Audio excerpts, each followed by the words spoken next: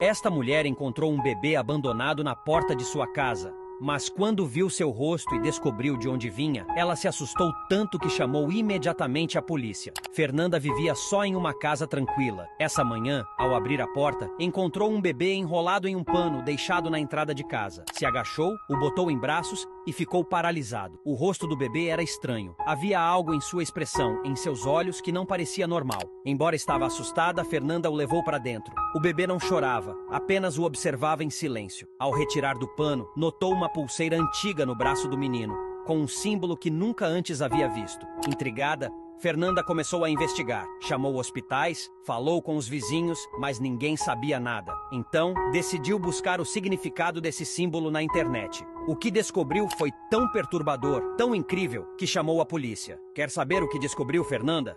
Comente bebê para a continuação.